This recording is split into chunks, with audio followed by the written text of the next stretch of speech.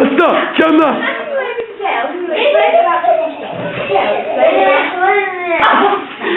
We cannot do it. Let's go then.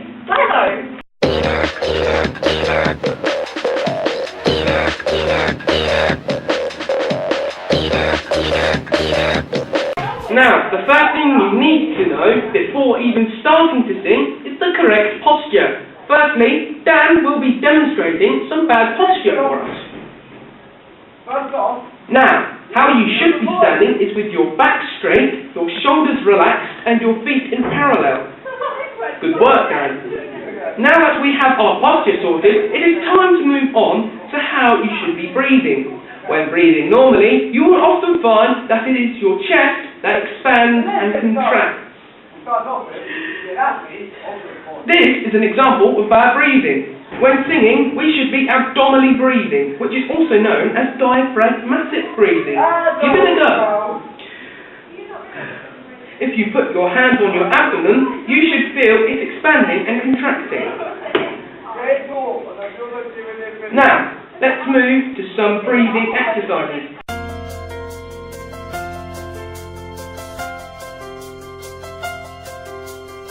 Firstly, I would like you to breathe in for 4 seconds and then out for 4 seconds. Remember to breathe in and out through your mouth. That way you are able to inhale much more air than if you were to breathe through your nose. Give it a go. Now, let's do the same task, but instead of breathing in for 4, I would like you to breathe in for 8, but still breathe out for 4. Dan? 1, 2, 3. 4, 5, 6, 7, 8. 1, 2, 3, 4. Now it's your turn.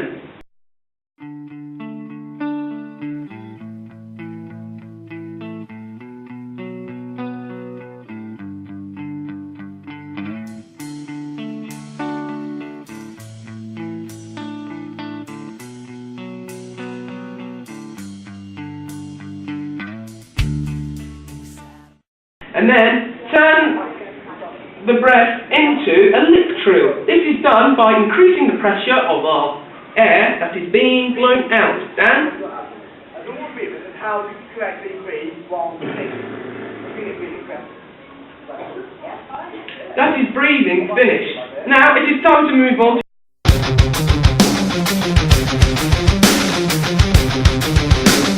to diction.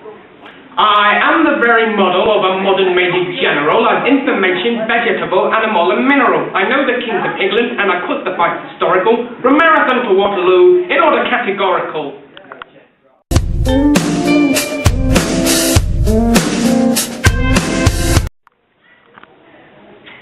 As many of you may already know, there are many do's and don'ts to singing. One thing you should never do is eat chocolate. That is because when you eat chocolate, you produce a lot of saliva, which is often to clog your vocal folds, which means it is much harder to sing.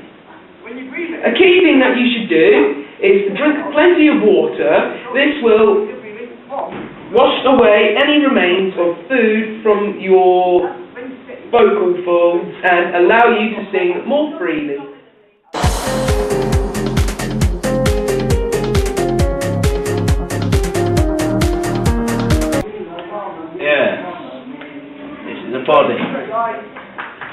Body, head, big nose, mouth. Have you got that? Yes.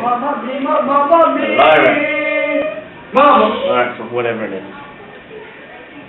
In this thing is the vocal folds.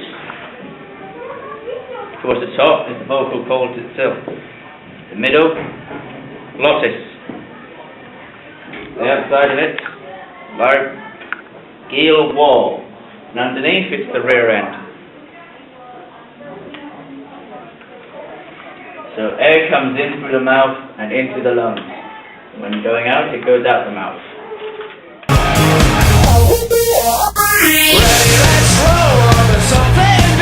Very important things to know. know when singing is your vocal placement. So basically, if you're a bass, tenor, alto, or soprano. If you don't already know your voice placement, then there's a very simple exercise to determine where you belong. Now, if you would like to sing along and remember the number note where you stop.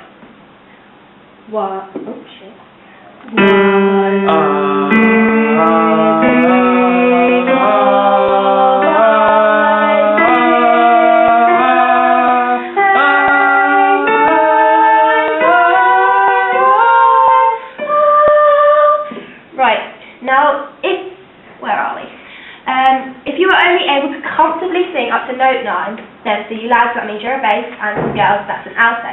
And for those of you who comfortably reach 10 and above, that means you are tenors and girls sopranos. This is very important to know your own vocal capabilities, as if you are either singing too high or too low, it is a possibility that you may permanently damage your vocal folds. Now that we all know where our voice is placed, let's move on to doing a bit of singing.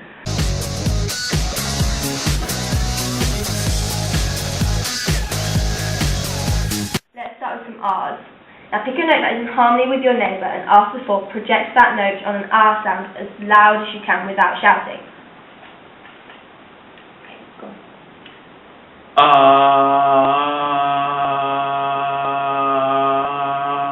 What am I doing? Now it's your turn.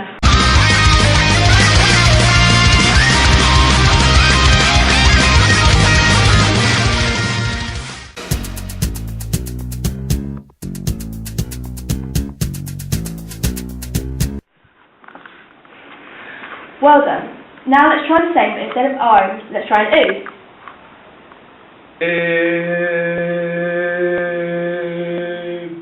Now it's your turn.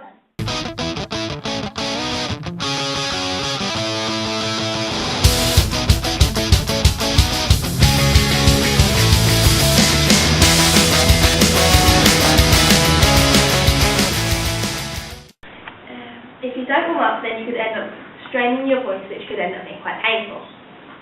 Right, now let's do these scales.